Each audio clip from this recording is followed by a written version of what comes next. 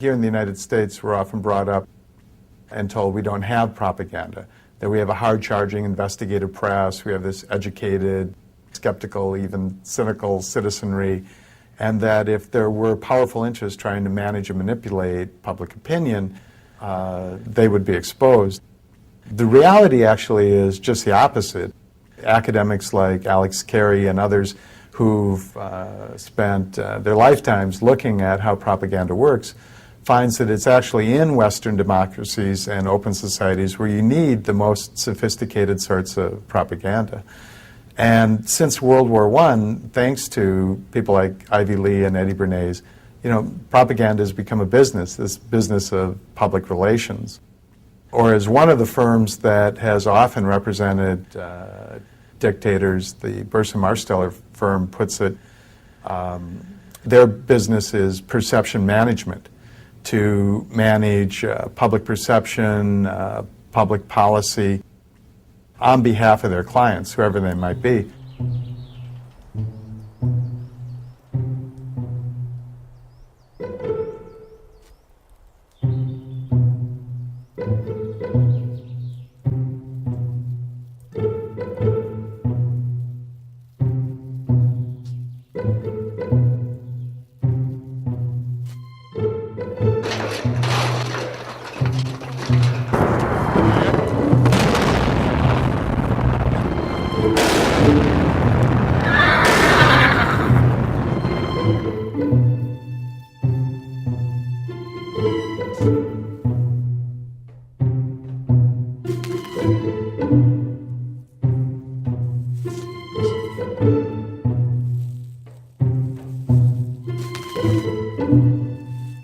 April 9th, 2003. Throngs of Iraqis spontaneously attack a statue of Saddam Hussein, the face obscured with Old Glory.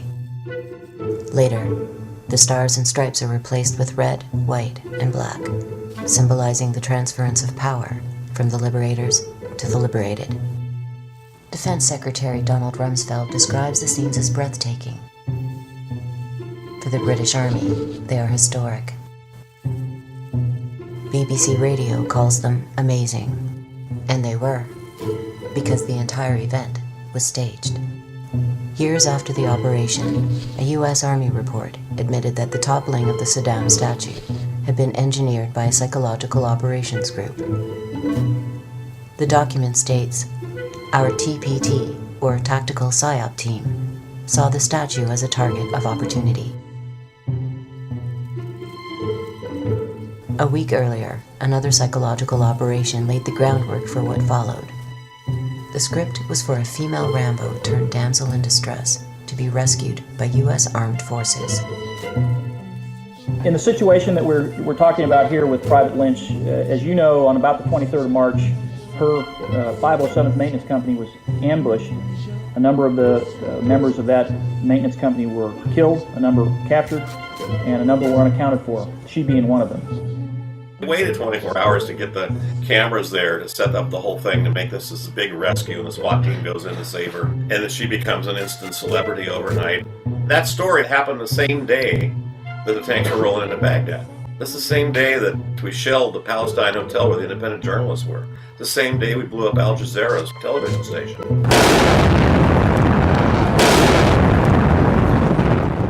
And killed one of their journalists. What we're getting on the front pages of the papers and in the news is the rescue of Jessica Lynch. So that was a PR substitute story. Toppling of the Saddam statue, they got Shalabi's group. The Rennan group had actually formed them. The CIA had paid the Rennan group to form the Iraqi Congress as a counter group to Saddam Hussein, and they were based here in the U.S. And they flew them over there and they shipped them into Iraq. They were the ones that were standing around the statue as, a tank was used to pull it over. The Rennan group had been around. He worked for George W.'s father. And he worked for Clinton, too. His firm, he used to be a public relations press guy for Carter. And he created a PR firm that specialized in war. The head of the Rendon Group, John Rendon, denies that he is a national security strategist or a military tactician. Rather, he states, "I am a politician and a person who uses communication to meet public policy or corporate policy objectives. In fact, I am an information warrior and a perception manager."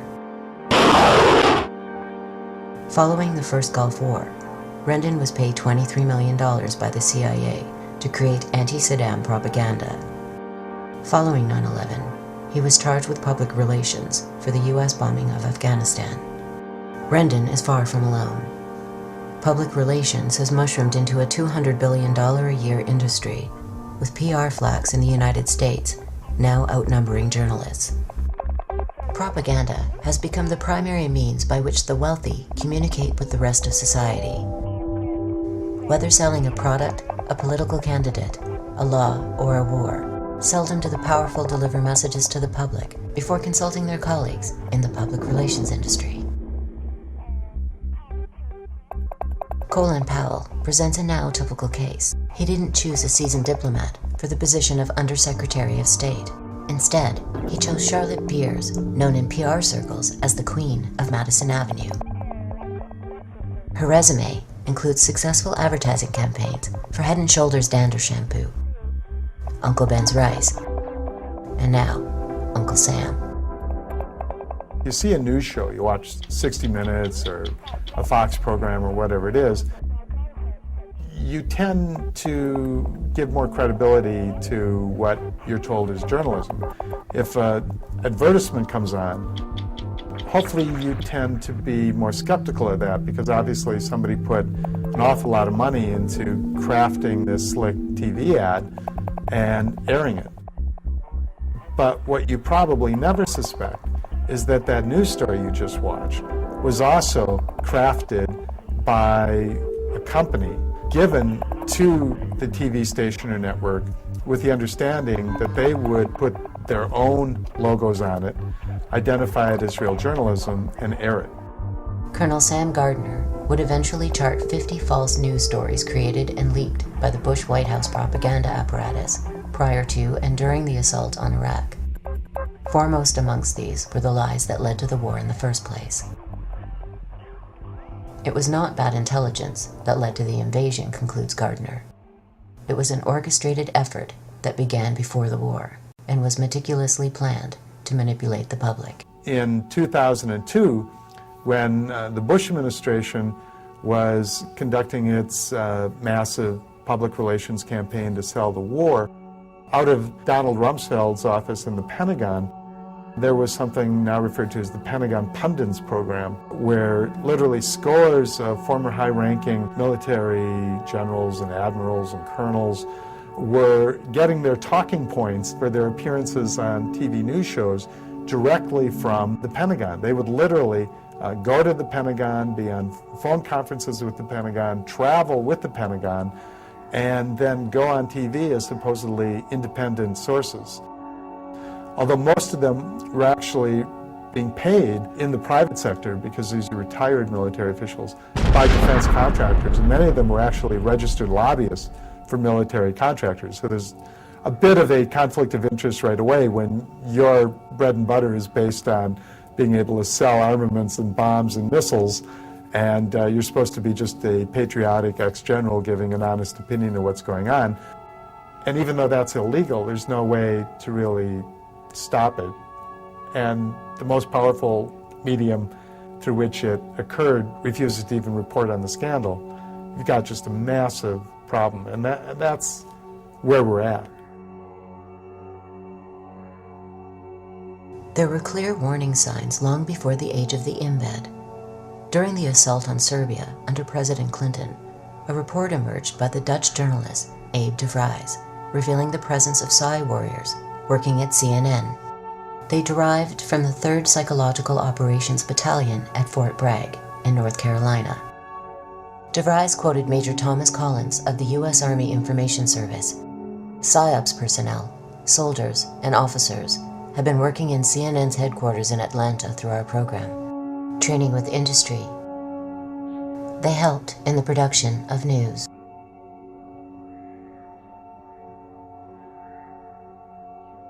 What made the Iraq War different were not so much the tactics or even the scale, but the high-tech synergy. It was almost impossible to tell where the state ended and the Fourth Estate began. One of the things that we don't want to do is to destroy the infrastructure of Iraq, because in a few days we're going to own that country. Should there have used more? Should they, use a Moab, the mother of all bombs, and a few daisy cutters, and, let's not just stop at a couple of cruise missiles. Only 40, huh? The invasion of Iraq represents a pinnacle of domestic Psywar in the United States, an unparalleled integration between public relations firms, corporate media, and military psyops. At the time of the assault, large segments of the American public were convinced that a nuclear attack by Saddam Hussein on their nation was not only possible, but imminent. Soldiers who comprised the invading force were similarly confused, with a remarkable 77% believing that Hussein was responsible for the attacks of 9/11. Many earnestly believed that the mission was to destroy a mysterious group known as Al-Qaeda, while bringing freedom to the Iraqi people. We're here for your fucking freedom! So back up right now! Yet what was actually happening was what the Nuremberg Charter describes as the single greatest crime under international law: the planning, preparation, initiation, or waging of a war of aggression.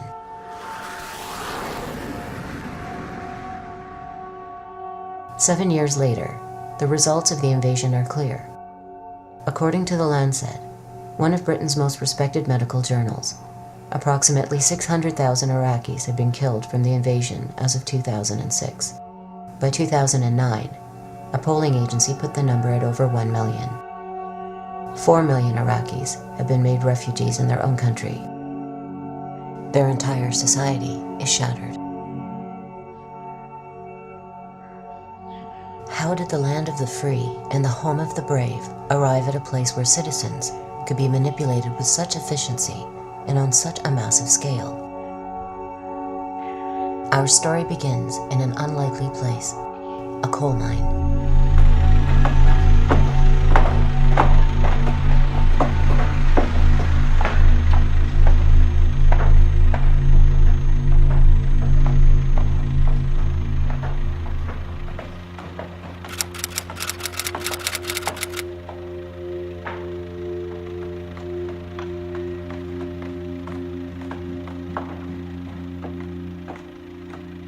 When we think of public relations, this is not an image that springs to mind. Yet it was here, at the turn of the century, in the town of Ludlow, Colorado, that PR as we know it began to take shape.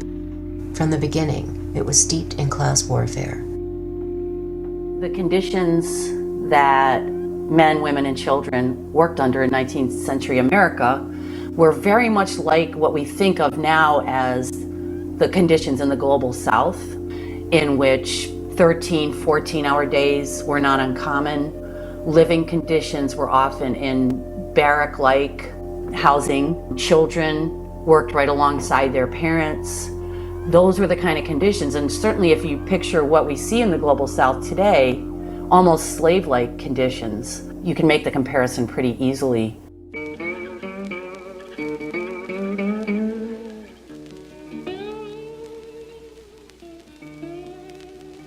Like workers in most other industries at the time, the coal miners in the town of Ludlow were organizing to win basic rights. In 1914, the United Mine Workers Union called for coal companies to grant safe working conditions, tolerable wages, and compliance with state mining laws. In response, a labor organizer at Ludlow was shot to death by gunmen working for the Colorado Fuel and Iron Corporation, owned by the Rockefeller family.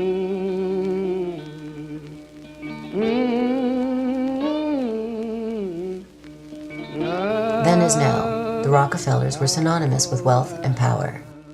William Avery Rockefeller had made a living as a literal snake oil salesman, but his son, John Davidson, had achieved the American dream. His fortune was built by exploiting oil reserves in Mexico and the United States. John Davidson Rockefeller was America's first billionaire, but it was his son, John D. Jr., who would define the Rockefeller legacy in the 20th century. 24 hours after striking workers and their families celebrated Easter, the end came. It became known as the Ludlow Massacre. The strike went on from the fall of 1913 to the spring of 1914, and they still couldn't break the strike. The strikers were living in tent colonies set up by their union, the United Mine Workers. And in April of 1914, the National Guard, which at this time was being paid by the Rockefellers, National Guard, attacked the tent colony. Men, women, children, killed many people, set the tents afire. Found the next day the bodies of 11 children and 2 women who were burned, suffocated to death in that fire. That was called the Ludlow Massacre. A brief glance at events prior to Ludlow reveals that the brutalization of workers in the United States was not an unusual occurrence. 60 years earlier, in 1847, a nationwide general strike was met with violent oppression by federal troops. Over 30 workers were killed and 100 wounded at the Battle of the Viaduct in Chicago. In 1894, federal troops killed 34 American Railway Union members, also in the Chicago area. The troops were attempting to break a strike led by Eugene Debs against the Pullman Company. In 1897, 19 unarmed coal miners were killed and 36 wounded by a posse organized by a sheriff near Latimer, Pennsylvania. Most of the workers were shot in the back while attempting to flee. The worldview of the great capitalists at the turn of the century can be summed up in the words of William Vanderbilt. In response to a suggestion that the New York Central Railroad should adjust its train schedules to accommodate the public, he replied, "The public be damned." But the relationship between the public and corporations was changing.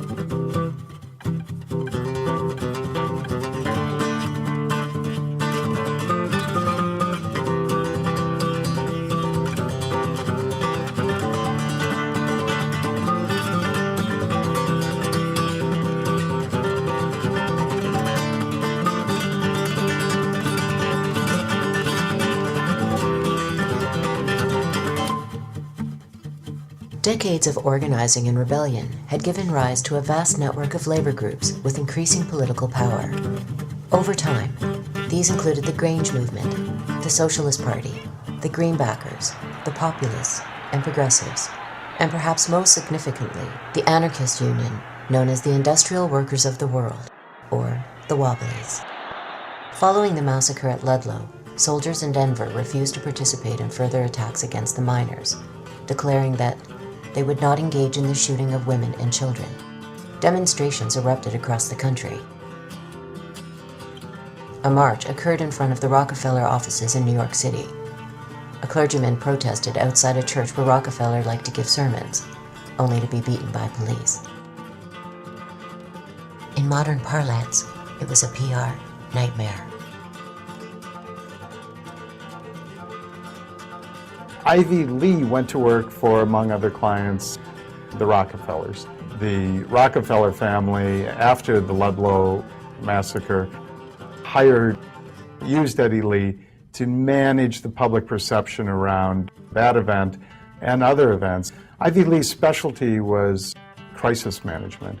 Among other things, he's credited with inventing the press release, which, all of us just sort of think of as something helpful. You want to publicize an event, a church picnic, call a news conference, you put out a press release. But at the time, the idea was very radical because what Ivy Lee was saying is, well, we're going to manage this crisis by calling attention to it.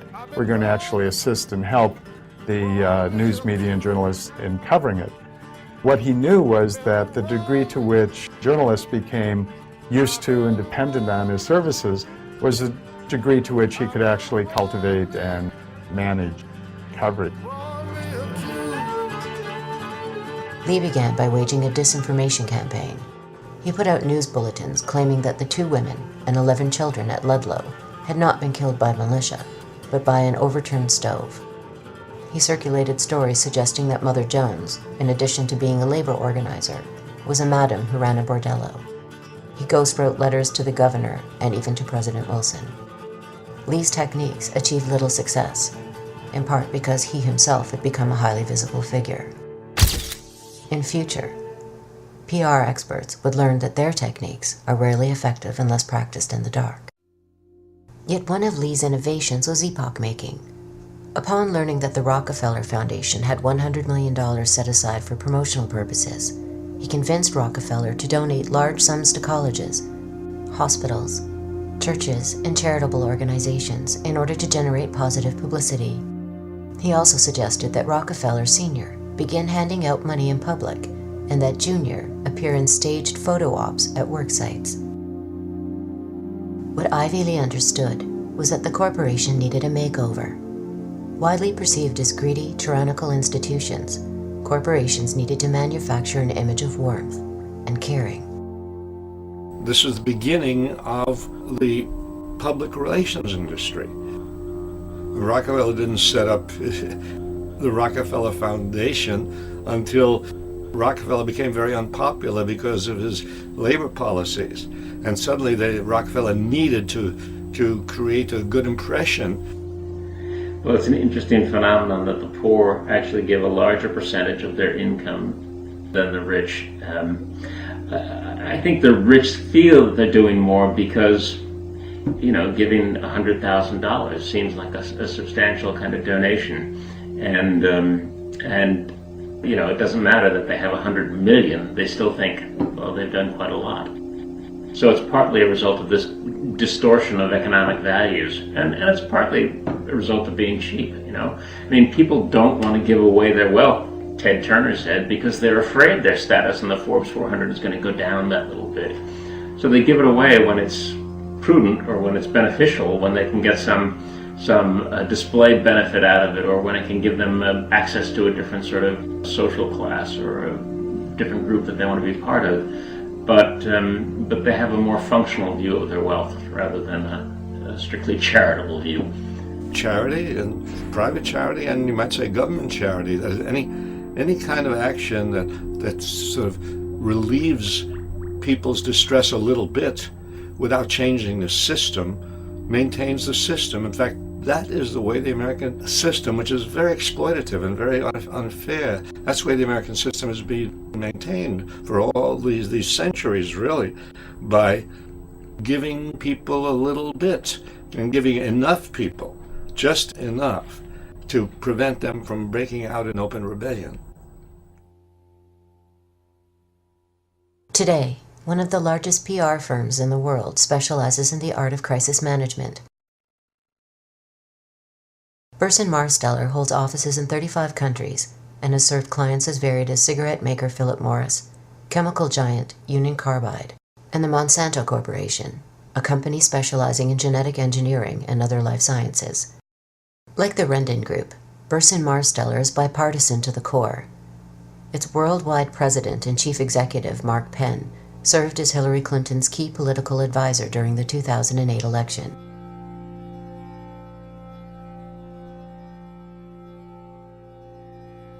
The most disturbing facet of Burson Marsteller is its willingness to work with the world's worst human rights violators.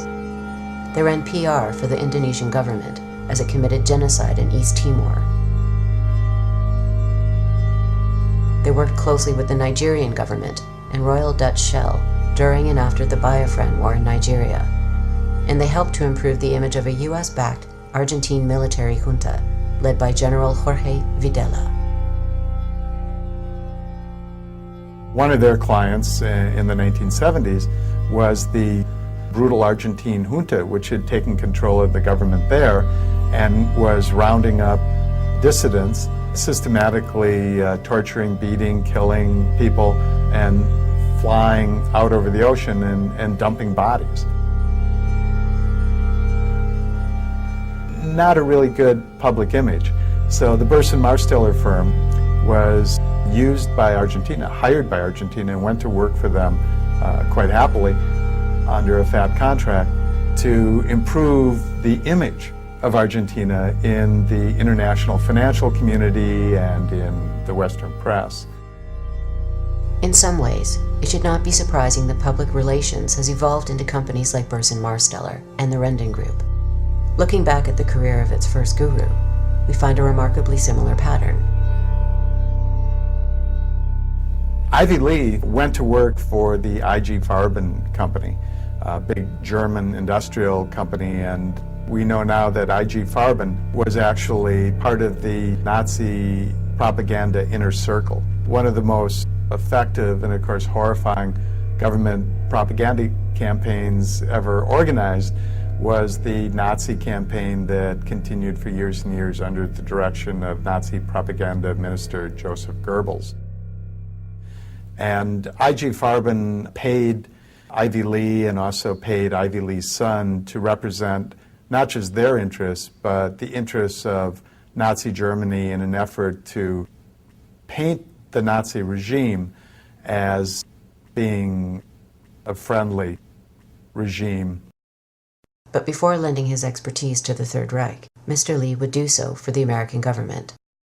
Along with other experts in the burgeoning field of mind science and public relations, he would engineer propaganda for World War I, not just against the enemy, the Germans, but against the American people themselves.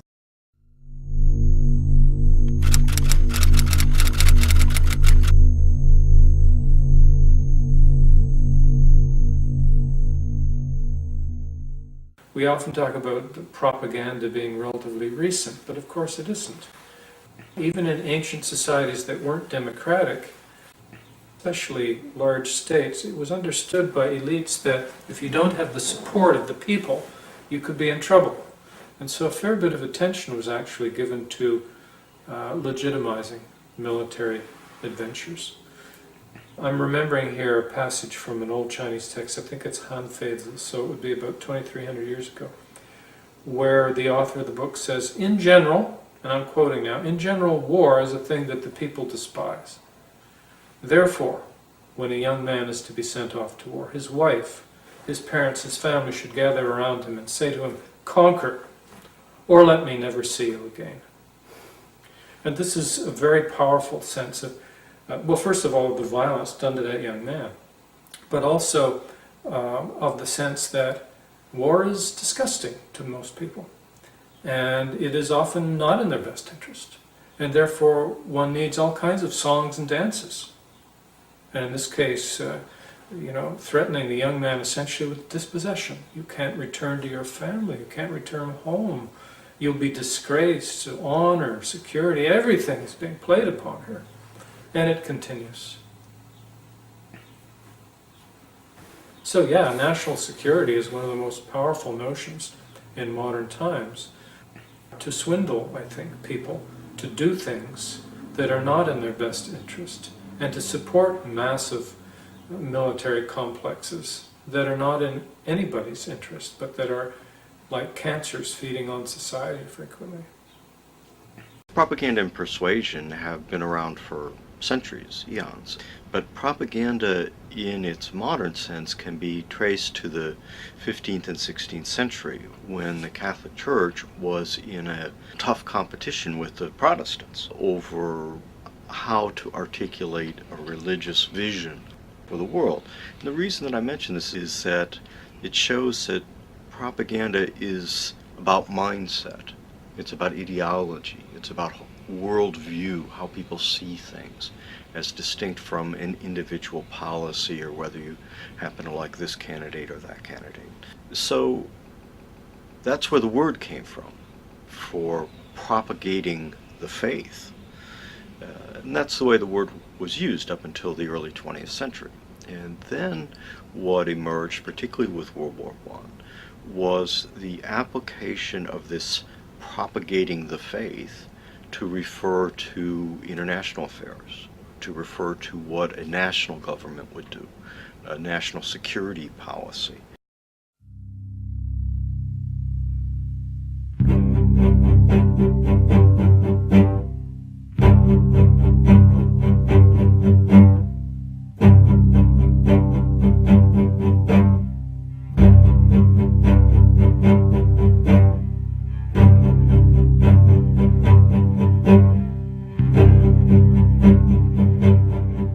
In the run-up to World War I and during World War I, what one saw on the geopolitical stage was a crisis of empires. Empires were disintegrating, they were falling apart.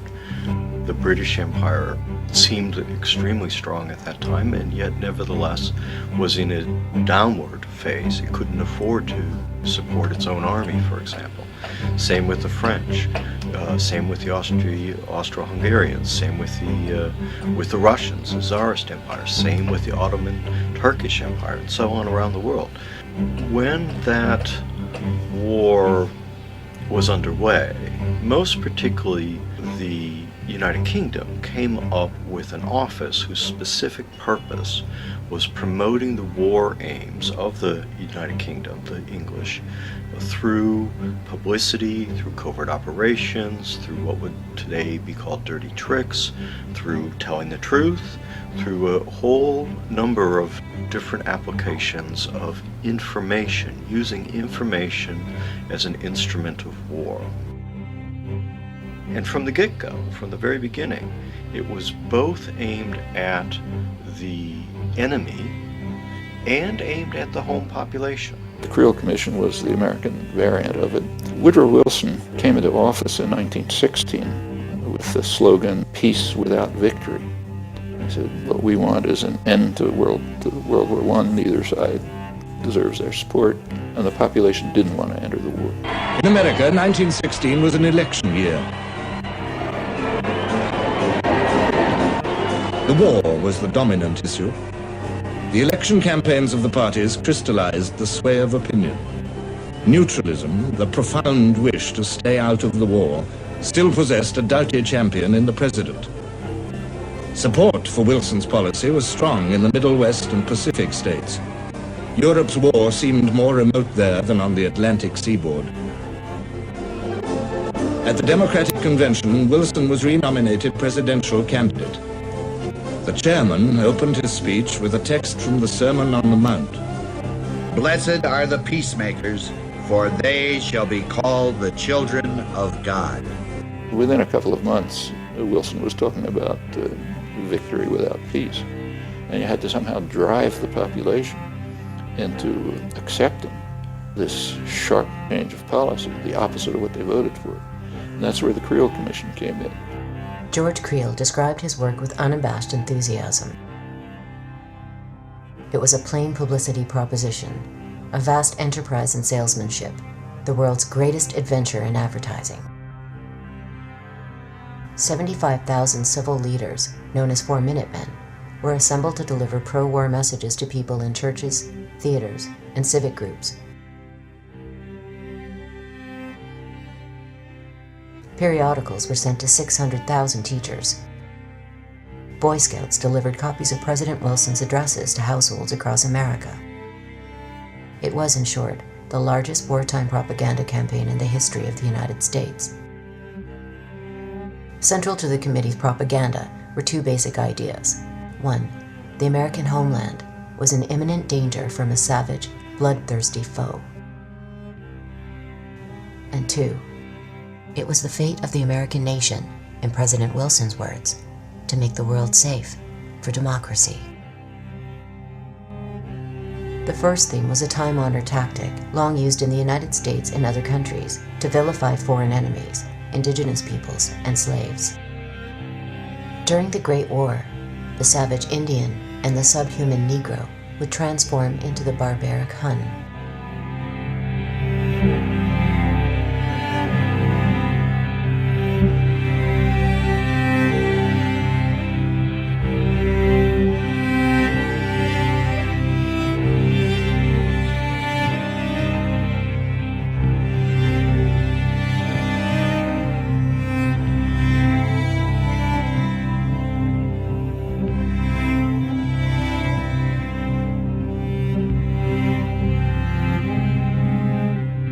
The caricature of the bloodthirsty Hun was bolstered by a series of fake news reports leaked by the new propaganda industry and disseminated to the public.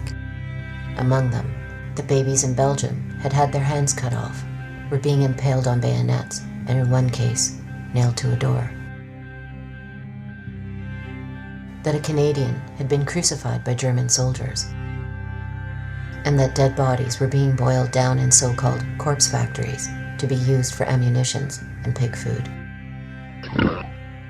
In a foreshadowing of the Freedom Fries incident, sauerkraut was renamed Liberty Cabbage.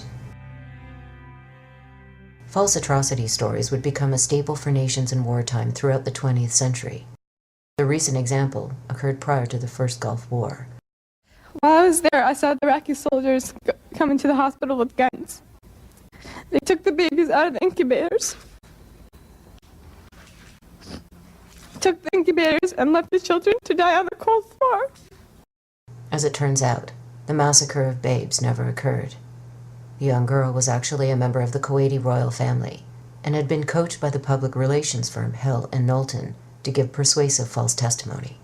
Kids in incubators, and they were thrown out of the incubators so that Kuwait could be systematically dismantled.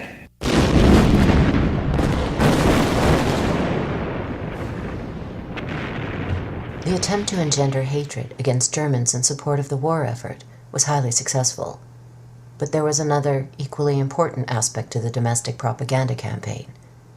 If every adventure story needs a villain, it also needs a hero.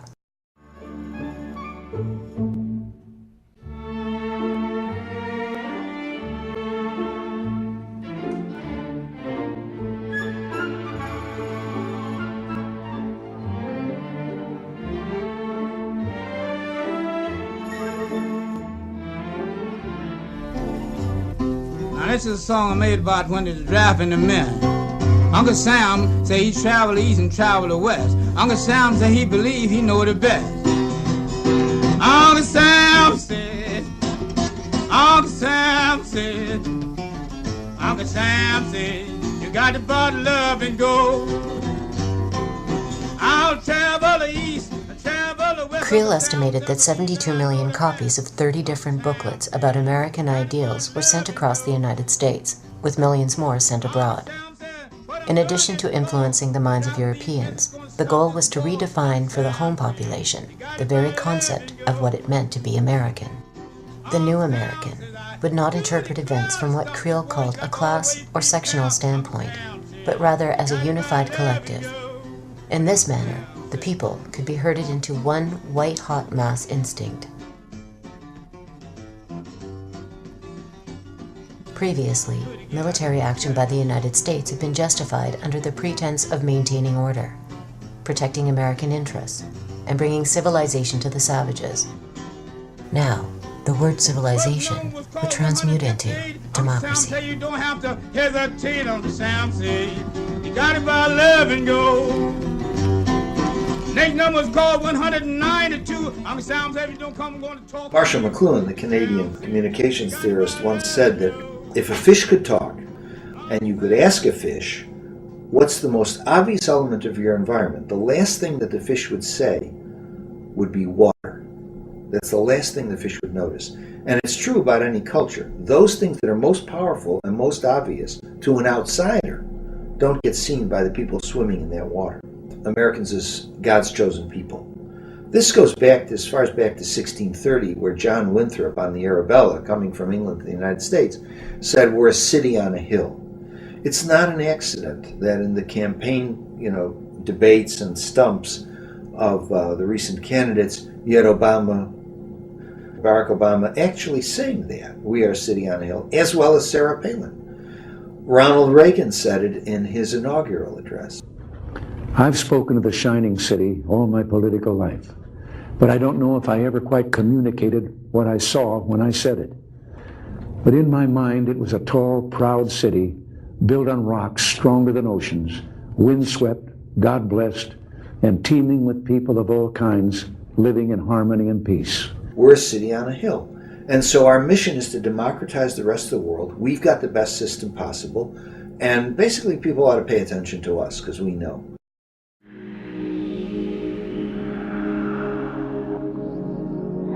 The idea of a particular state cast as savior of the world would be taken to new heights in the United States. But it wasn't an American invention. The savior motif was used as a justification for virtually every imperial intervention during the colonial era. French leaders spoke of a civilizing mission in their new colonies. British leaders spoke of bringing progress in civilized government to India. Imperial Japan spoke of unleashing an earthly paradise in Asia, while the Third Reich dreamt of a worldwide utopia.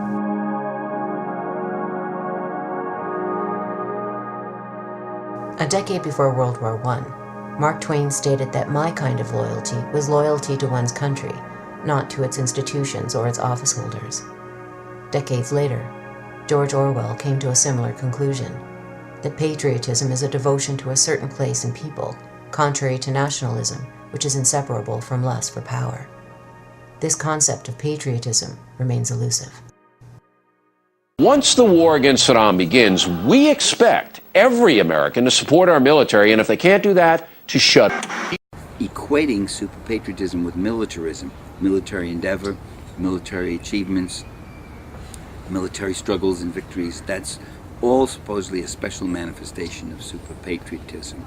And I argue that a real patriot wants something different for his country. He wants social justice, he wants peace and stability, he wants fairness, he wants an end to racism and sexism. He takes pride in his country's ability at social betterment rather than his country's ability to invade and knock around other countries. A real patriot feels an attachment to his country, but not at the expense of other countries. He or she may feel a special attachment to the history of his own country. He values the accomplishments of his country, like the abolition of slavery, emergence of collective bargaining and the rights of working people for a better life, the gains made by women in terms of being able to get into public life. These are the kind of things that the real patriot would value. In October 2001, George W. Bush signed into law what civil libertarians characterized as an all-out assault against the Bill of Rights. It was called the Patriot Act. During the Great War, similar bills were passed. The Espionage Act of 1917 and the Sedition Act, passed a year later, authorized huge fines and lengthy prison terms for anyone who obstructed the military draft or encouraged what was termed disloyalty to the state. The sweeping legislation was quickly put into effect. And first on the list were the Wobblies.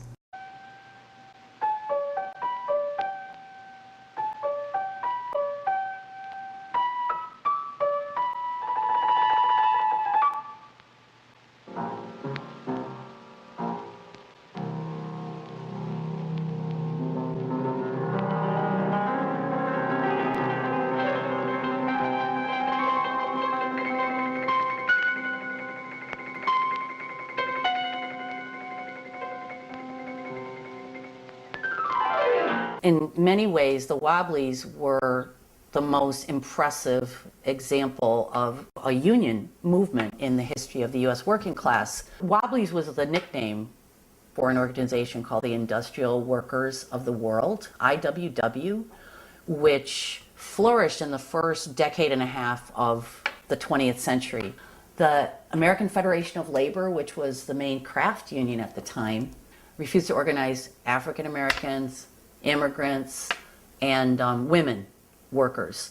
So that meant excluding the vast majority of the working class from the union movement. Along come the Wobblies, and they set out from the beginning specifically to organize immigrants, women, African Americans alongside white workers in what they called one big union. They led some of the most successful strikes.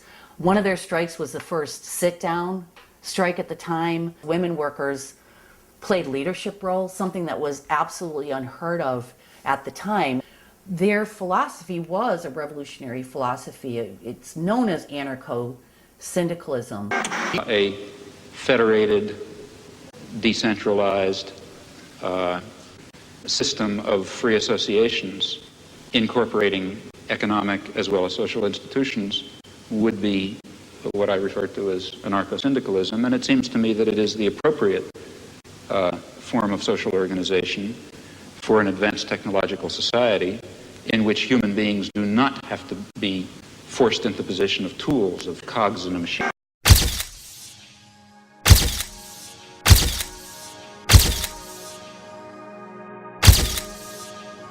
On September 5th, 1917, federal agents raided offices of the Wobblies across the nation, leading to arrests for the offense of causing insubordination, disloyalty, and refusal of duty in the military and naval forces. 101 of the defendants were found guilty and received prison sentences up to 20 years. Wilson carried out a brutal internal repression called the Red Scare, which is the worst in American history, far worse than McCarthy, far worse than anything that's going on now. They arrested thousands of people, smashed the labor movement, heavy constraints on free expression, threw lots of people in jail, expelled all sorts of people from the country.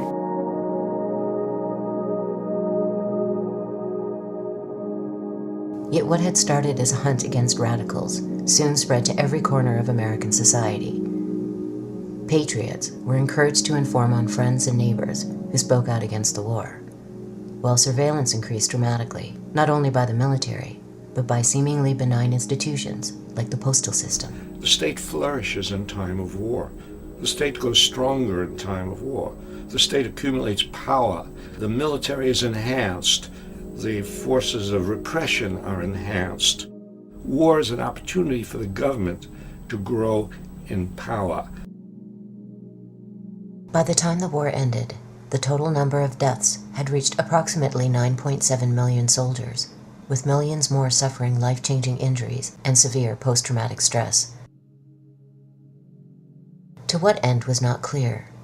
The massive bloodshed had not made the world safe for freedom and democracy. What it had done was produce enormous fortunes for a handful of corporations and banks, while leaving the worldwide labor movement in disarray. If the Great War had been a test of the Constitution and the concept of balancing the powers by each other, it failed. The United States Supreme Court, established in Schenck versus United States and Abrams versus United States, that the federal government could suspend constitutional rights when the nation faced, quote, a clear and present danger. Randolph Bourne, speaking of the Great War as a whole, responded preemptively with a now famous dictum. War, he said, is the health of the state.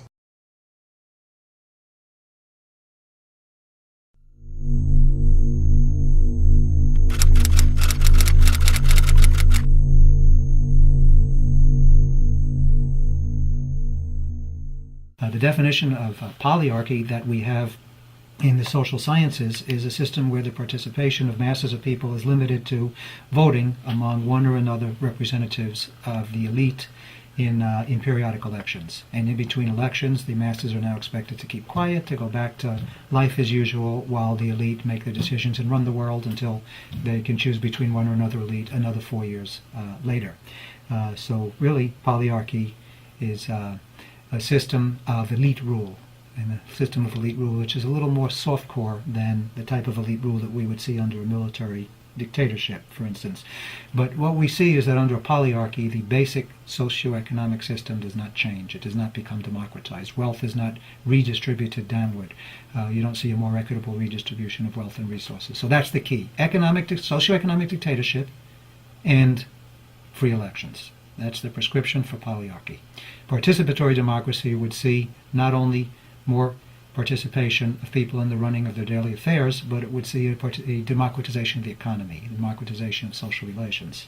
In the 20th century, you can't really talk openly about rule by the rich. That doesn't sound nice. The devices that have been developed, propaganda devices, are ruled by the more competent, the technocratic elite, the responsible people, the educated sectors. There's a huge literature on this, but maybe the primary source for the 20th century is the leading public intellectual of the 20th century in the United States, Walter Lippmann, highly respected commentator on public affairs, also a theorist of democracy. During World War I, people who later emerged as sort of the founding fathers of modern communication research, modern communication applications, mass media applications. Quite a number of them had worked as propagandists during World War I, often as relatively young people who were shaping their own ideas at the time. One of them was Walter Lippmann, and Lippmann has emerged really to this day as a leading intellectual light of a particular way of looking at society. Today, Walter Lippmann is known as the Dean of American Journalism. Yet during the Great War, he had been chief leaflet writer and editor of a U.S. propaganda unit. He also served as secretary of the Inquiry, a quasi-intelligence agency. Before dealing with Lippmann's contributions to political theory, we first have to understand the forms of democracy that have characterized the United States and other Western nations since the age of the Great Revolutions. A leap forward from the age of monarchy, the new nation-states would nevertheless preserve the concept that wealthy elites had the right to rule over the mass of the population. Well, it's done me a sight of good coming forward in time like this, to see how wonderful things have turned out. But I wish I could take you back with me, back in time, back those 200 years when we were starting as a nation. I wish you could have seen this country then.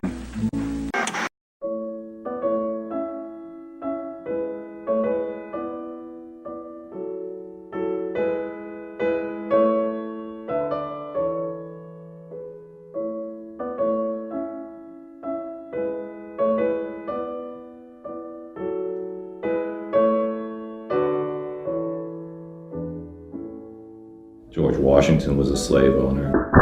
James Madison was a slave owner. Thomas Jefferson was a slave owner. Importantly, Jefferson, who was the most democratic of the lot, wasn't at the Philadelphia Convention. He was ambassador to France, and he picked up a lot of radical ideas from the French Revolution, which didn't exactly endear him to people like Alexander Hamilton. The initial divide in American politics then goes back to those roots. It's Jeffersonian Democrats against Federalists, the leader of whom, until he was killed by Burr, was Alexander Hamilton. Essentially a class struggle, a class conflict. Thomas Jefferson was, in fact, a fairly radical democratic thinker in his time. And clearly the Declaration's statement that we hold these truths to be self-evident, that all men are created equal and endowed by their Creator with certain inalienable rights, was a powerful democratic statement. And although Jefferson would not have applied it to women or to Indians or to blacks, nonetheless, in all of those cases, those words would come back to be very serviceable for those groups in pushing civil rights and civil liberties forward in the United States from where Jefferson's statement left them. The problem with the Declaration of Independence was that once independence was won from Britain, then the question became one of governance. How were these former colonies of Britain to govern? What led immediately to the Constitutional Convention in 1787 were a series of uprisings by debtors, essentially, not just in Massachusetts. The most famous is, of course, the Shays Rebellion in 1786. The American state was founded largely to get the Ohio Valley, largely to cross the Appalachians. That is the Constitution, to organize an army and money in order to conquer further lands more to the west. That's the origin of the USA. But to do that, the slave masters are not going to do the fighting. What they will do is hire poor people to do it. But when they don't pay the poor people, as they didn't pay Daniel Shays takes matters into his own hands in 1787 and goes to the courts and shuts down the courts because the courts were beginning to foreclose on the grounds that Daniel Shays and the other veterans from the American War of Independence did not have the money to pay back. Debtor riots were happening throughout the 1780s, and they were sufficiently scary from the point of view of people with property that they had to do something about it. And what they did about it was essentially overthrow the Articles of Confederation and instill a much stronger, much more able government to protect the property interests that were in dire threat from the people, quote unquote. This was an elitist, you could almost say coup d'etat, except there wasn't any strong central government to launch a coup against. They were really trying to set one up and protect it against majoritarian interests, especially economic interests, especially property interests, especially threats from people who didn't have much. First thing they did when they got to Philadelphia in 1787 was they locked the doors. The only reason we know what happened behind those closed doors were that people like James Madison kept extensive notes. The American Constitution was formulated primarily by James Madison. He's the major framer of the Constitution, and he wanted to overcome what he called the tyranny of the majority. He said a primary goal of government is to ensure that the opulent are protected from the majority. So therefore he designed the Constitution in such a way that, as he put it, the wealth of the nation will be in charge. The more responsible set of men, those who sympathize with property owners and their rights. And the system was designed that way. Power was in the Senate, which was the least representative body, and it was the wealth of the nation. In fact, it still is. The House of Representatives, which is more democratic, in theory, was given much less power. And the powerful executive is also supposed to represent the wealth of the nation. In Madison's defense, one should say that he was really pre-capitalist in his mentality.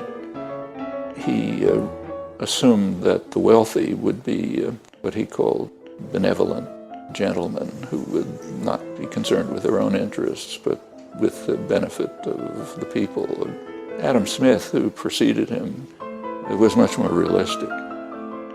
He pointed out that the principal architects of policy, namely the merchants and manufacturers in his day, they ensure that policies are designed so that their own interests are protected, no matter how grievous the effect on others, including the people of England. It's rather interesting to compare Madison's thinking, which founded this country, with the first major book on politics, namely Aristotle's Politics. Aristotle surveyed many kinds of systems and decided that of all of them, didn't like any of them, but he said of all of them, democracy is probably the best. But he said that democracy has a problem, and it was the same problem that Madison noticed centuries later. He said if in Athens everyone had a right to vote, the poor majority would attack the property of the rich, insist that it be divided, and he also felt that was unfair. But Madison and Aristotle had opposite solutions. Madison's solution was to restrict democracy. Aristotle's solution was to restrict inequality.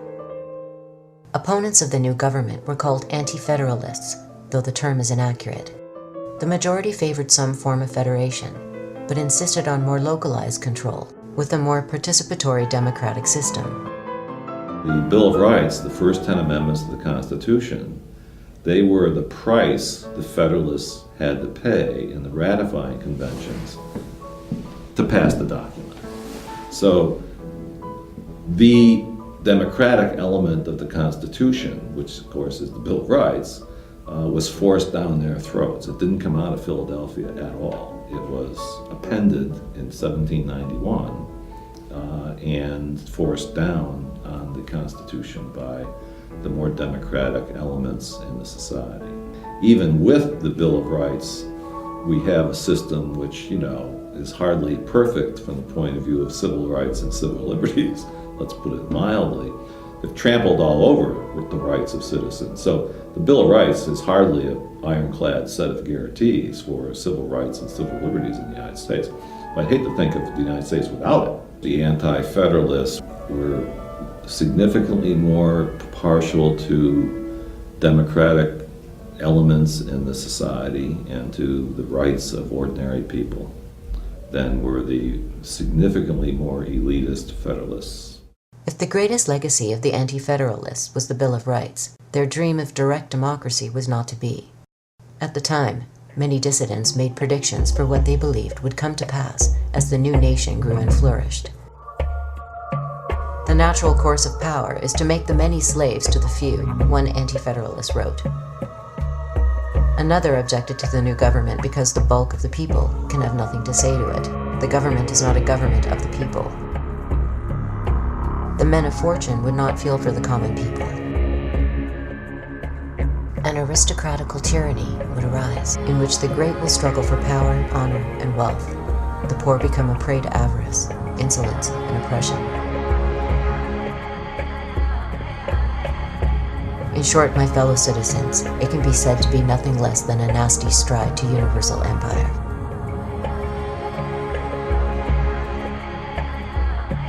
A significant model for both the Federalists and Anti-Federalists were the Iroquois, who had created a highly sophisticated and democratic federation of self-governing units. In stark contrast to European forms of government, The Iroquois people had the ability to immediately remove corrupt leaders. Women played a significant role in decision-making. Everyone was permitted to participate in debate and policy formulation. Native Americans were exceedingly democratic in the way they operate. No society is perfect, but when you make comparisons, you see that they were sometimes small, but sometimes 30,000, 40,000 people and more in a large confederacy that operated on a basis of mutual respect. Mutual respect that developed out of experience, because if you didn't treat people equally, then they were going to give you trouble. Societies were exceedingly collaborative, but they were also exceedingly individualist. The individual was honored, but the values were collaborative because you had to get along. Everybody was included in every decision that affected them. Elders obviously were honored. They knew more. You listened to your elders, but everybody had a say. You have an extremely participatory society, and as it moved up to larger, there's a great deal of decentralization.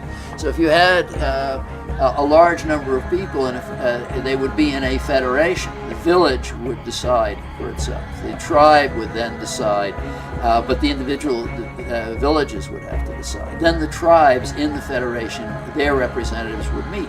But they wouldn't decide for everyone. They'd have to have the consensus of local people. So if there wasn't consensus already, they would have to go back and discuss it. So that to the extent that there was representation, these were representatives who were truly representative. They would have to go back. They wouldn't keep their positions unless they consulted people. And they knew that. Even if they had the authority to make a decision, people would go elsewhere and not keep them as leaders if they didn't listen to them and they didn't treat them. By and large, you had a much more participatory society, and even on the larger, more representative level, the representatives really had to listen to their constituencies. Ironically referred to as primitive and savage, Native Americans had actually created a far more democratic system of self-governance than any civilized nation in history. But their anarchic models, as well as the more limited democratic systems proposed by the Anti-Federalists, were incompatible with Madison's elitist vision.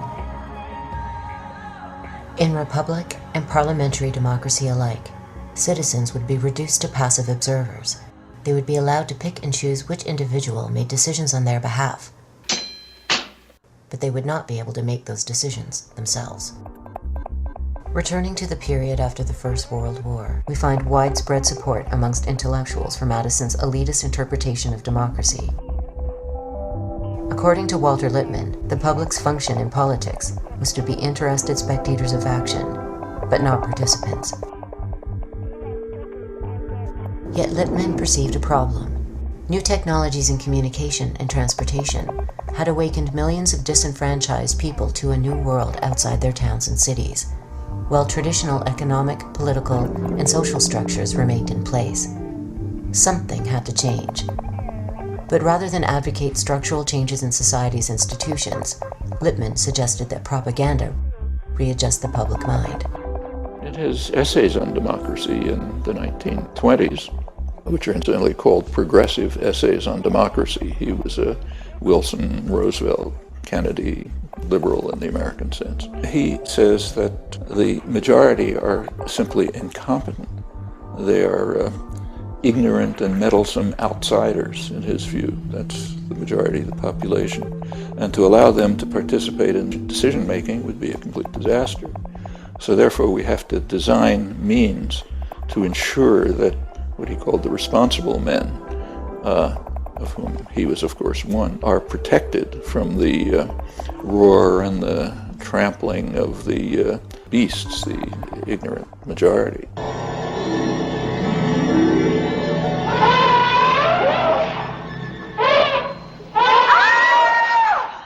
And he devised a number of methods. Lippmann called it the manufacture of consent. We have to manufacture the consent of the ignorant and meddlesome outsiders, mass of the population. And the huge public relations industry was developed at the same time. They are the people who manage and control the marketing exercises that are called elections in the United States.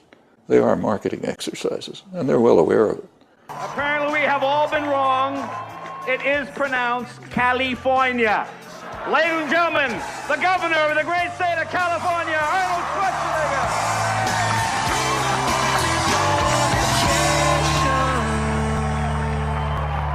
So, for example, in the last election, 2008, the advertising industry gives a prize every year for the best marketing campaign of the year.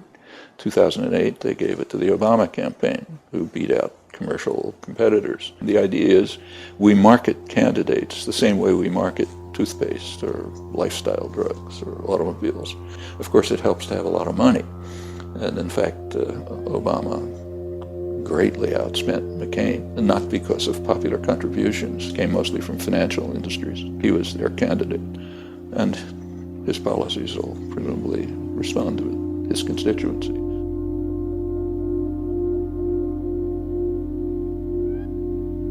Prominent intellectuals continue to argue that the world's complexity makes democracy impossible. A recent cover story in Time magazine claimed that democracy is in the worst interest of national goals. The modern world is too complex to allow the man or woman in the street to interfere in its management. A man who surely would have agreed was Edward Bernays. Like Lippmann, Bernays served as a propagandist on the Creel Committee, and like Lippmann, he went on to refashion wartime propaganda for peacetime aims. In his classic text Propaganda, Bernays suggested that elites regiment the public mind every bit as much as an army regiments their bodies. Bernays considered mass mind control so crucial that it constituted, in his words, the very essence of the democratic process. Bernays' opportunity to shine arose when a crisis threatened not only the profits of major corporations, but the entire capitalist system. The solution, as theorized by business leaders, would lead to social breakdown, environmental catastrophe, and further alienation between the American people and their government. It would also lead to wealth on a scale never before imagined.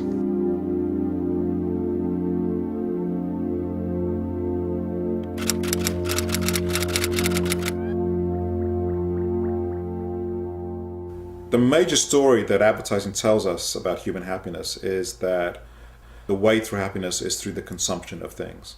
That in fact buying something in the marketplace will make you happy. In fact, that's the message of almost every single ad. And it's not often you can say that there is one message that is in the literally millions of ads that are produced every year. But I think that is the message. The message of advertising as a whole is that it's better to buy than not to buy. That in fact the way to become, and that you will be happier as a result of buying than not buying.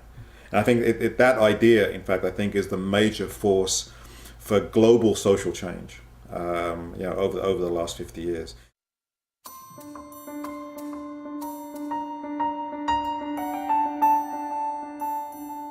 In the 1920s, business leaders were faced with a dilemma.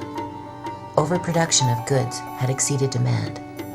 Production between 1860 and 1920 had increased by 12 to 14 times, while the population only increased by a factor of 3.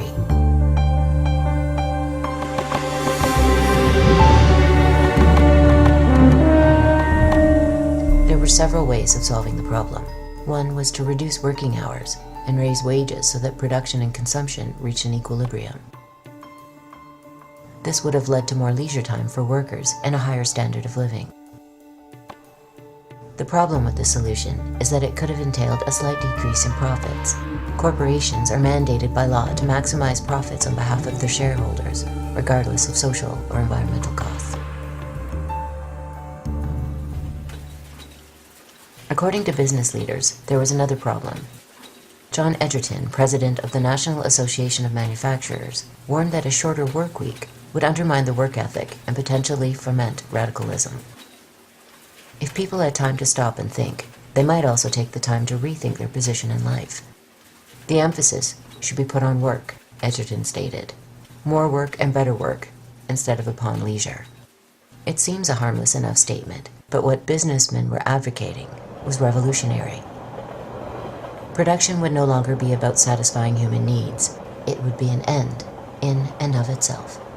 Rather than a democracy of ideas, or a democracy of mass participation, The United States would become a democracy of material goods. The citizen would be replaced by the consumer. Look at those goods piled up over there. I'm worried. Here we are. We've got the new machines, and they're doing even better than we expected. They've not only cut production costs, but they've increased output over 50%. But we're not selling this additional product. Inventories are piling up. Now, what are we going to do about it? It seems to me we've got to change our plan completely. Now that we're increasing production, we've got to put on more pressure, work the territory more intensively. You mean more advertising? Yes. The problem of capitalism is the problem of consumption. And the problem is that after your basic needs have been met, there is no real need for consumption. And so you have to convince people that, in fact, their identities are based upon the consumption of objects for which there is no material need. That's the problem that comes from the expansion of the market. If you look at advertising, it's a very interesting history. In the first period of advertising, we can say right up until about the 1920s, advertising talked about goods themselves. They talked about how they were made, what they did, how well they lasted, etc. It really is a discourse about objects, about what goods did. However, starting around 1920, that changes. And from that period on, advertising doesn't really talk about goods themselves. They talk about the relationship of goods to our needs. At the center of the new strategy was Edward Bernays. If Walter Lippmann had concerned himself with an overarching analysis of mass media and democracy, Bernays would devote most of his energies to propaganda on behalf of the corporation. His uncle, Sigmund Freud, would serve as his muse. Rather than focus on the intrinsic worth of a particular product, Bernays suggested a strategy where products became linked with the unconscious desires of the public. In this manner, there would be virtually no limits to either production or consumption. Freud's nephew was a man by the name of Bernays, and he's regarded as the father of modern public relations, particularly in the United States. His contribution, if you want to call it that, was to take propaganda techniques that had been developed for military, psychological warfare, national security type issues during World War I, and apply them in a systematic way to commercial issues. One of his best known efforts had to do with encouraging women, to smoke. He would stage beauty pageants, he would stage what would today be called photo ops and that sort of thing, in which smoking by women was portrayed as women's liberation, was portrayed as a way to be free and empowered, is getting addicted to nicotine. The audience, the market, in Bernays' mind, had a clear desire to be free, to be stronger, to be more self-empowered. So women clearly wanted these things. Along comes Bernays in the tobacco industry and says, here is how to have it.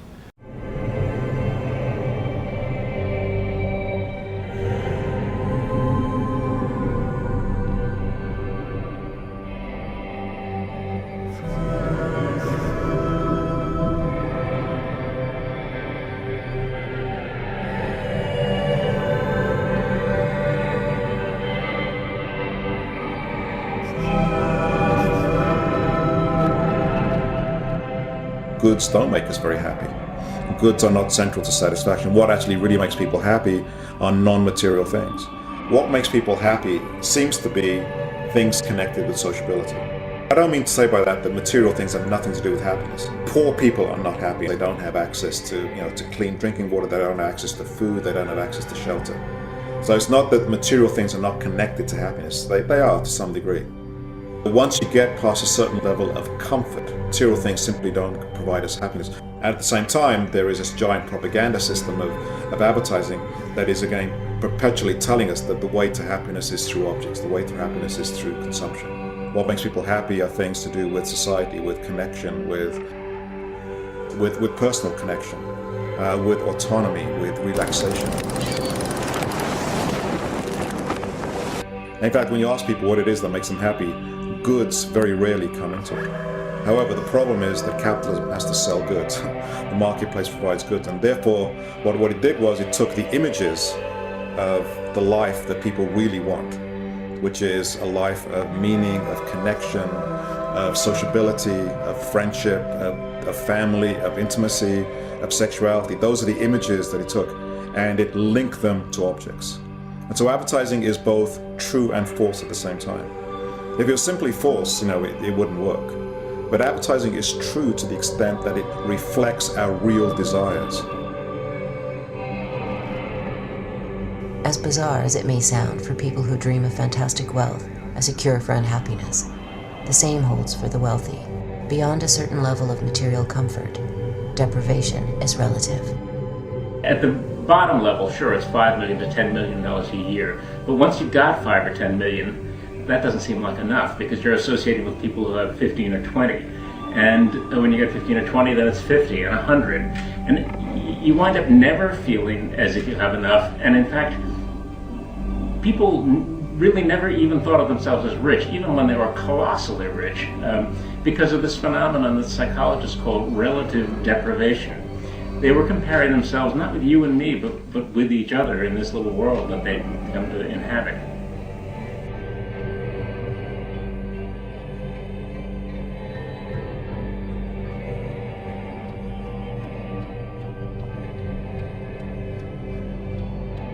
In his book, The Status Seekers, Vance Packard uses the phrase merchants of discontent to describe a deliberate strategy by advertisers of targeting the less affluent with status symbol messages.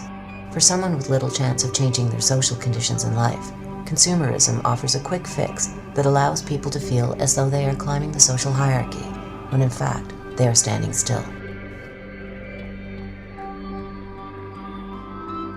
The strategy was particularly evident in mid-century automobile advertising. Studies found the people who lived in housing developments were more likely to park their cars outside of the garage than those who could afford more expensive homes. A typical example is this advertisement from Plymouth. It reads, "We're not wealthy, we just look it." The American way of life would be characterized by a myth which would seem to make political activism unnecessary. In the new democracy of material goods, there were an infinite number of possessions to be purchased by rich and poor alike. There was no need to change institutions because the system was already perfect. It was called the American Dream, and happiness was just one possession away. Are young adults, and the shopping centers are built in their image. Selling to young adults demands a new kind of marketing.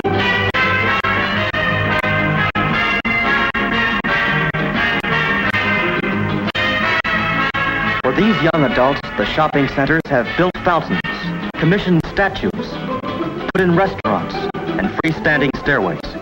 They've included banks, loan offices, rental plans, plant nurseries, and places to buy building materials. The shopping centers see these young adults as people whose homes are always in need of expansion. People who buy in large quantities and truck it away in their cars. It's a big market. In the tinsel and glitter world of Beverly Hills, superstars reign supreme in million-dollar mansions that hold a weird fascination for everyone else. Visitors rubberneck for hours just for a glimpse through the guarded gates. But for one man already on the ladder to superstardom, just a look wasn't enough. For him, it was love at first sight.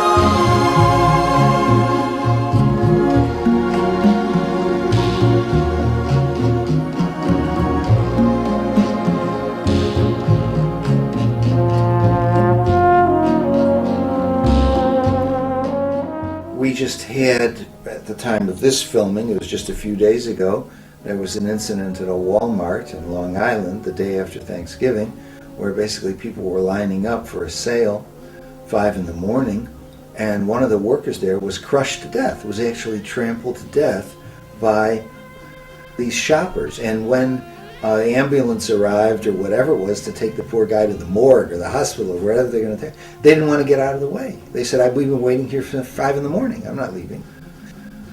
So that would be the consumer society at its finest. And oddly enough, exactly to the day 5 years ago, on that day, day after Thanksgiving, the same thing happened at a Walmart in Orlando. It was not a worker, it was a woman who was shopping there. And she wasn't killed, but she was trampled unconscious, and people wouldn't get out of the way for the medics to take her away. So when you get finally to that point, this is what Marcuse was talking about, and the whole idea of one-dimensional man and so on, was this tremendous emptiness again. And so I'm going to buy things to fill that emptiness up. And then we see the religious power of it, because if the medics arrive basically to take the corpse away or the body to the hospital, and you're not going to get out of the way because you're going to save $50 on a DVD player, that suggests something has gone fundamentally wrong. Everybody's looking restless. Oh, that's an 8-minute countdown!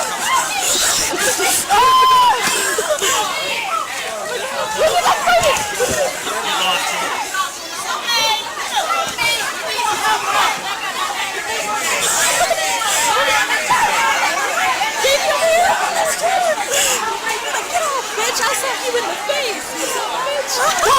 What is going on? I think there's not much difference between assuaging your anxiety by buying things and investing in the American dream. They seem to go hand in hand. The American dream is a story about how society works.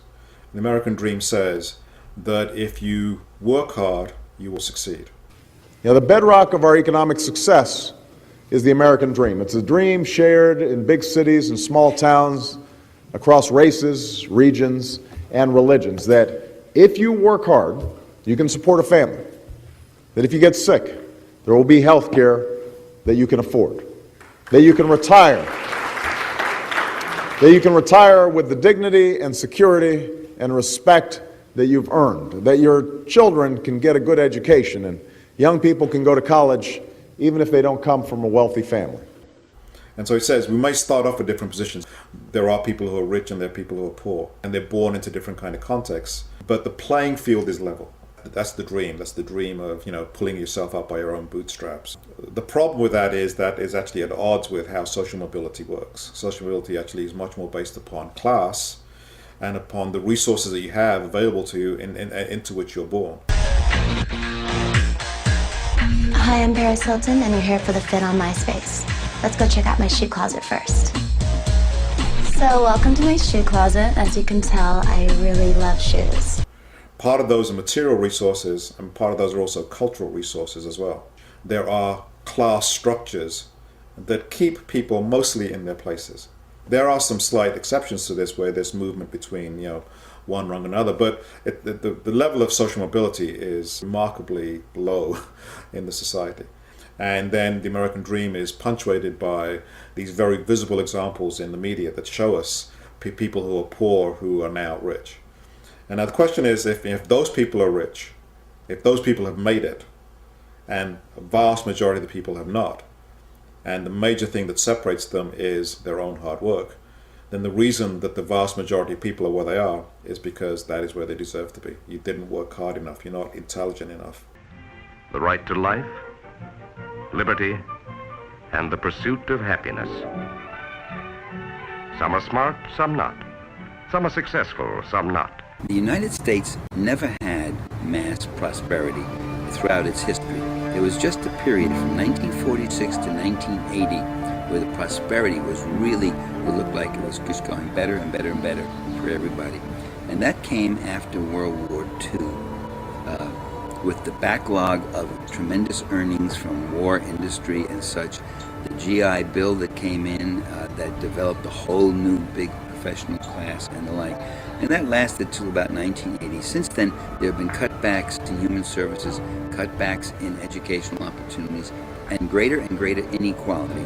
Since 2000 to 2008, the inequality between the very rich and the rest of us, that inequality is greater than it's been throughout the 20th century.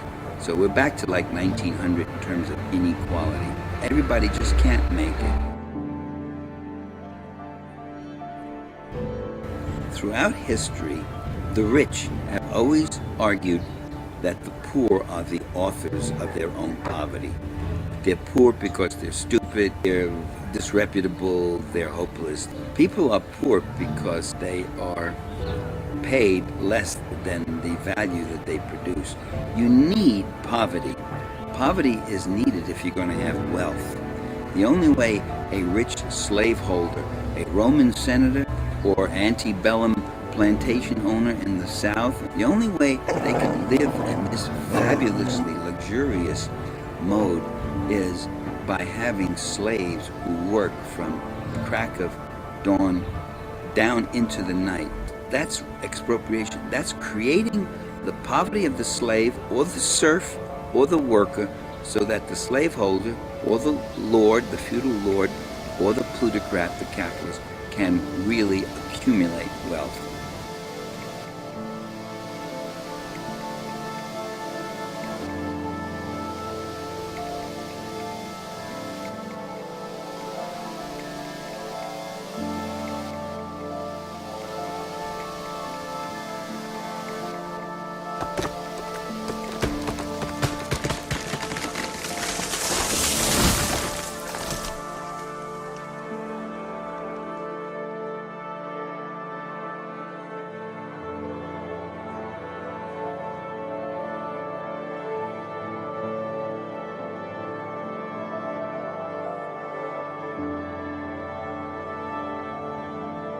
The idea that human happiness is connected to the immense accumulation of commodities.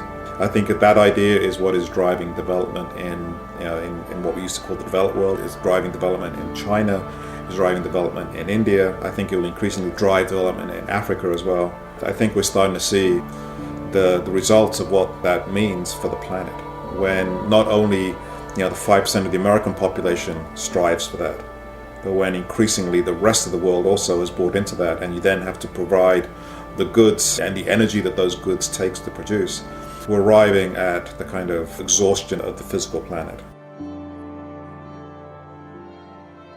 The ancient philosopher Confucius, he was asked what he would do if he were ever to rule the state. Someone said, okay, you're in charge of the state, what would you do? And he said a very interesting thing. He said he would, quote, rectify the language. And I think if he was asked that in the modern age, he would say, let me control the media.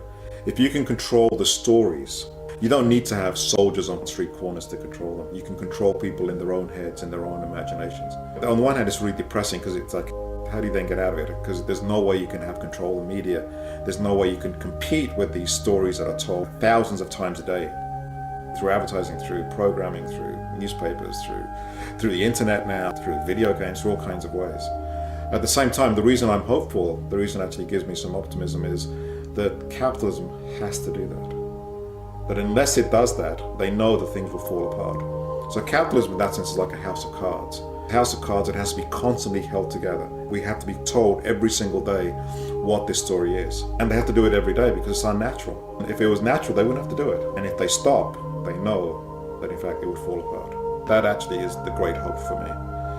Is in fact the amount of time they have to spend convincing us about the value of this society is in fact what gives me hope that that there's an alternative just below the surface, and that alternative is much more human, much more compassionate, is much more connected to concern for other people, is much more connected to concern for the planet, and that it's being held down by this incredible and relentless propaganda system.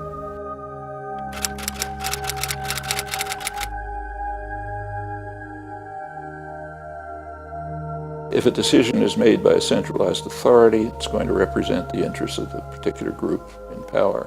If power is actually rooted in large parts of the population, if people can actually participate in social planning, then they will presumably do so in terms of their own interests. That's why Madison, for example, and Lippmann and Bernays and a whole host of others have argued that we cannot permit the population to participate, because if they do, they will pursue their own interests, not the interests of the wealth of the nation. If you have centralized power, they'll use it for their own interests. You don't have to read that in a complicated textbook. It's understandable by any 10-year-old child, and not by educated people, though they have it driven out of their heads and have various illusions replacing self-serving illusions. If the population are participants, they'll serve their own interests. Public opinion is very well studied, so we have a wealth of information about what the public wants. And there's a huge disconnect between public opinion and public policy. The public and policymakers differ enormously on crucial issues. It's all very natural. It's nothing surprising about it, and people understand it. So about 80% of the population in the United States says that the government is run by a few big interests looking out for themselves. What do you mean by democracy? If you mean by democracy a system that accepts that the relative distribution of power and influence and wealth and income in the society is sacrosanct. If the social system we call and know as capitalism is inviolable, and you can't, in fact, erode or undercut the primacy of that class's power and property politically, then you've just ruled out democracy. The founders had a very clear idea that in order for political power to be democratic and to be equal, economic power also had to be democratic and equal. Okay? And that was the last thing they wanted. So they saw clearly that behind political democracy was economic democracy. Behind political equality was economic equality. And they did everything they could to block it. The claims of mind control are based on a belief that human beings are powerless or relatively powerless when they become the targets of psychological operations and propaganda. Media control, yeah, it has an impact on public opinion, without a doubt. It has an impact on the assumptions that people bring to trying to figure out what to do in their lives. It's powerful, but it's not the same as mind control. I think the best way to stop propaganda is for people to understand what it is and how it works. I don't think we're going to stop propaganda so long as we have freedom of speech. And frankly, I think that's a good thing for us. But there will always be people who exploit freedom of speech for their own ends. But propaganda loses its effectiveness if people understand what is going on.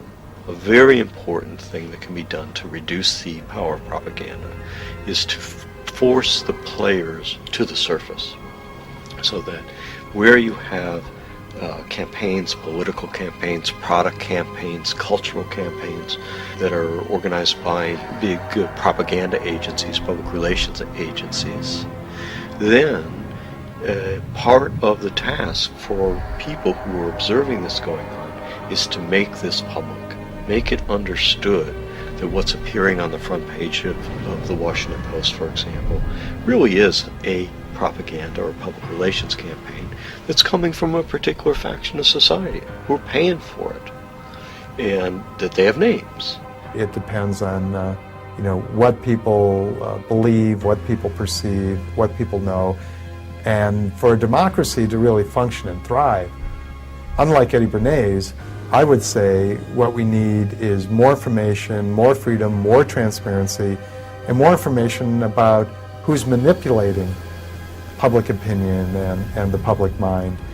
Eddie Bernays believed that fundamentally people were unable to govern themselves in a democracy because most of us were just too dumb to figure it out. And so he used that to justify his practice that he exalted of managing and manipulating public opinion. I think actually what we need is a lot more exposure and education about how public opinion is managed and manipulated, so that we have a citizenry that can actually function and be critical thinkers and decision makers govern ourselves in a democracy. Clearly, individual and public opinion is crucial to everything. As long as you can manage and manipulate public opinion, or as Burson Marsteller likes to put it, public perception, you can control public behavior and policy. That's what Eddie Bernays knew. That's what he was saying when he talked about engineering consent. And so, yeah, I believe that the ultimate battlefield really is in the mind.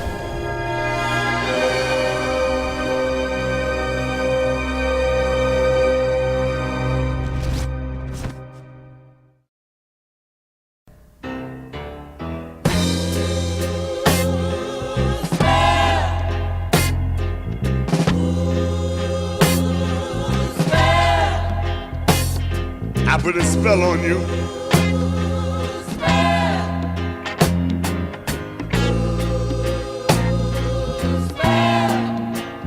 Cause you're mine.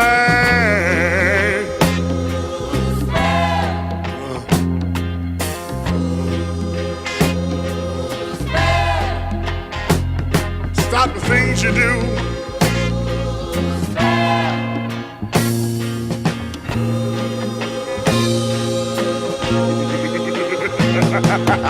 Watch out!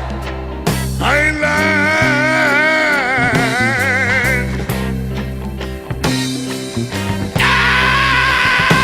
I can't stand. Woo! No running around. I can't stand.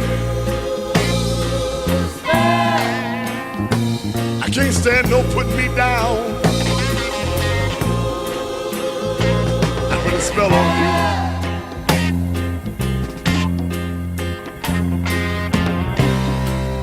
Because you're mine. Oh yeah.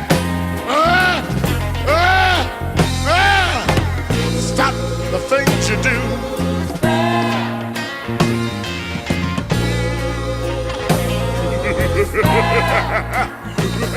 Watch out! Watch out!